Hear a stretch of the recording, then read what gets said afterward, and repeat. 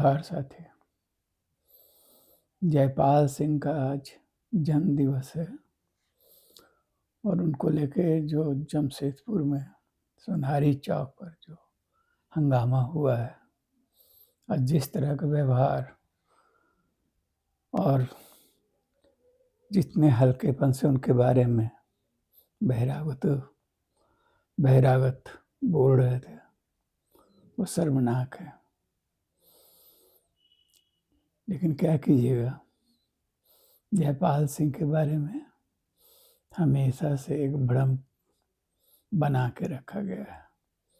उनकी छवि को इसी तरह प्रस्तुत की गई है। एक तो जो बाहर के लोग हैं वो जयपाल सिंह या झारखंड के जो नेता रहे हैं, जो शहीद रहे हैं, जिन्होंने लंबे समय तक अंग्रेजों के ज़माने से ही जो संघर्ष किया, शहादत दी, उनमें से बहुत कम को ही लोग जानते हैं या नाम सुना होगा।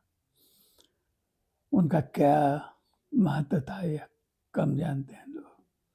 जयपाल सिंह के बारे में भी कुछ ऐसा ही है।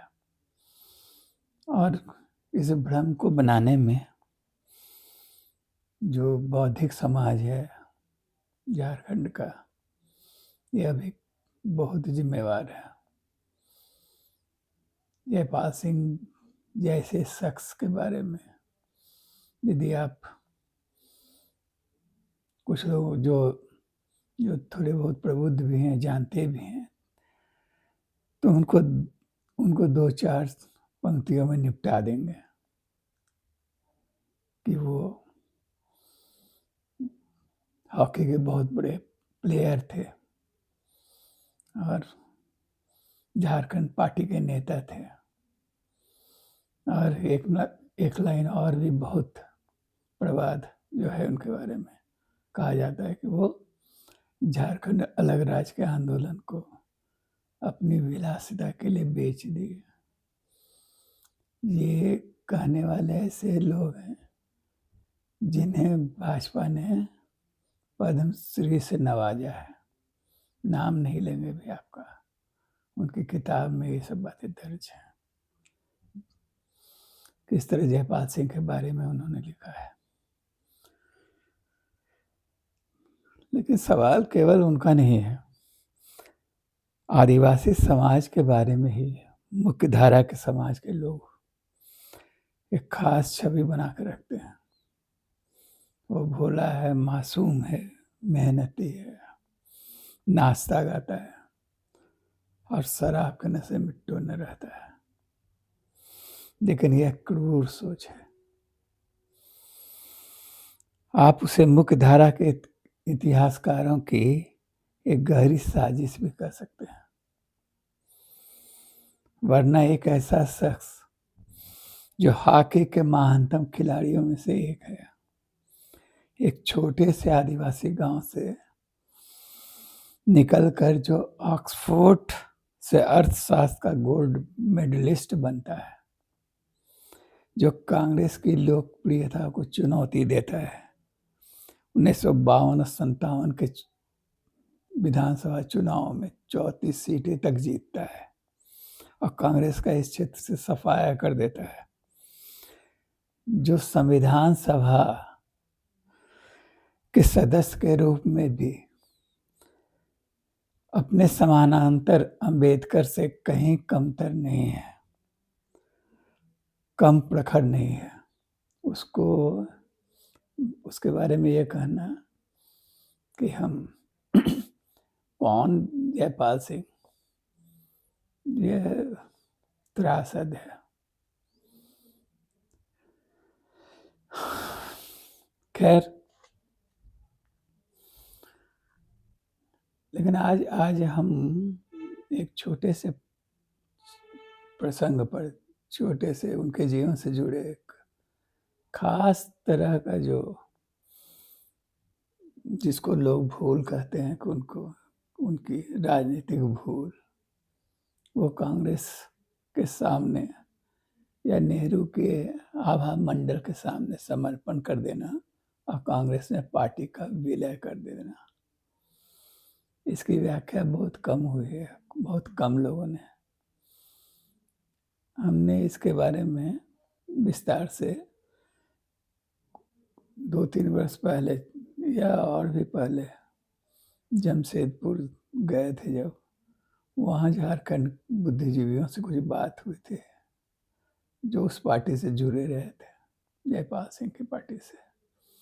उन्होंने उस समय के दौर का जो किस्सा बयान किया है संक्षेप में, उससे आप समझ पाएंगे कि जयपाल सिंह ने अपनी पार्टी का विलय क्यों कर दिया था। वैसे प्रवाद तो है ही, उसको आप सुनते हैं, आप विश्वास करते हैं तो कीजिए। उन्होंने अपने विलासिता के लिए समर्पण कर दिया अलग राज के आंदोलन का नेहरू के सामने। लेकिन जो हकीकत थी उसको हम नोट करके लाए थे उस समय, जो उनसे डिटेल्स जो जानकारी मिली थी वो आपको संक्षेप में बता देते हैं। 1957 के चुनाव में जयपाल सिंह की झारखंड पार्टी को 34 सीटें मिली थी, जो किसी भी झारखंडी पार्टी के लिए आज भी कल्पनातीत है। ऐसे ये नोटिंग तो हम पहले किए थे, अब तो झामू अपनी पार्टी सीटें जीत चुकी है। लेकिन 62 के चुनाव में उनकी संख्या घटकर 22 हो गई। यानी 1957 में तो 34 सीटें लाए थे, लेकिन 62 में उसकी संख्या घटकर 22 हो गई और सांसदों की संख्या भी 5 से घटकर 4 हो गई।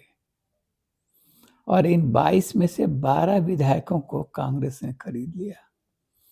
यानी वही खेल जो आज भी कभी भाजपा खेलती है, कभी कांग्रेस।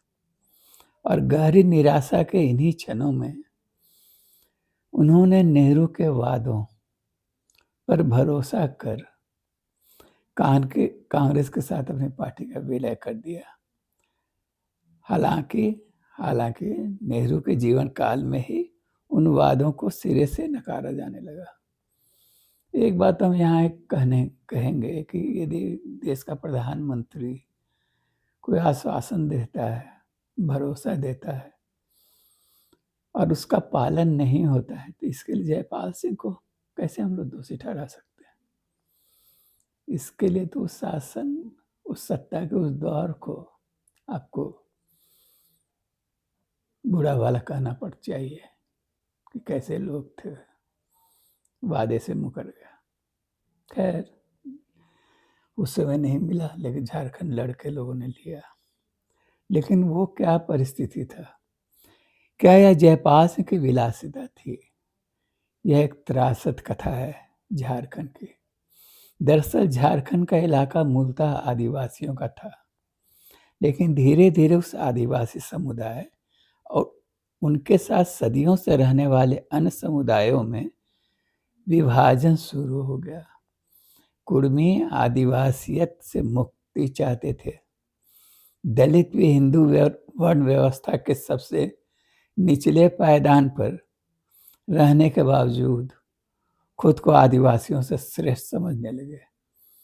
यहाँ तक कि मुस्लिम आबादी अंसार भी क्या अफगान और ईरान से आई थी, वे भी आदिवासी समाज के ही हिस्सा थे। लेकिन मुसलमान बनने के बाद उन्होंने दाढ़ी रख ली, लुंगी लपेट ली। ये झारखंडी समाज की दरारें हैं, जिसे बाहर से आने वाली हर पार्टी उभारने की कोशिश करती है और आसानी से उसमें सफल हो जाती है। यहाँ के कुर्मियों को समझाया जाता है कि वे तो शिवाजी के वंशज हैं। कोयरियों को समझाया जाता है कि वे तो मध्य बिहार से आए प्राणी हैं। मुसलमान तो धर्म के आधार पर अपना भविष्य दुनिया के मुसलमानों के साथ देखने लगते हैं। 52 और 57 के चुनाव में बुरी तरह शिकस्त खाने के बाद कांग्रेस अपनी सातिर चालें चलने लगी और वह सब किया जो आज भाजपा कर रही है। आप जयपाल सिंह की बेबसी को समझ सकते हैं। जिन 12 विधायकों को कांग्रेस ने तोड़ा, उनमें से अधिकतर झारखंड के ही गैर आदिवासी थे। तो साथी ये है फैक्ट, और ये रही होगी जयपाल सिंह की मजबूरी कांग्रेस में विलय की। लेकिन लोगों ने प्रचारित ये किया, उस समय के दौर के पत्रकार और बुद्धिजीवियों ने कहना ये शुरू किया, ये जयपाल सिंह ने अपनी विलासिता के लिए कांग्रेस के सामने आत्मसमर्पण किया। खैर साथी, जो भी हो रहा है इसके द्वारा, इसको लेकर जो आज जमशेदपुर में जो कुछ हुआ है वो शर्मनाक है। और ये तो क्लियर कट है कि जो बाहर से आए लोग यहाँ के लोगों से, यहाँ के लोगों के इतिहास और संस्कृति को नहीं समझ पाएंगे, वे समझना ही नहीं चाहते हैं। हिंदी पट्टी को ऐसे भी वहाँ से आए लोगों को हमेशा से अपने श्रेष्ठता का बोध रहा है। वो समझते हैं कि वो सबसे अलग हैं, और वास्तव में देश की राजनीति, संस्कृति और इसका सारा दारोमदार वे ही संभाले हुए हैं। इसीलिए हर जगह जहाँ भी जाते हैं उनका कन्फ्लिक्ट होता है। और झारखंड में तो केवल सांस्कृतिक टकराव नहीं है, यहाँ तो एकदम हित टकराता है। देखिए धीरे धीरे शायद हालात कुछ सुधरे, बदले। धन्यवाद। जोहार साथी।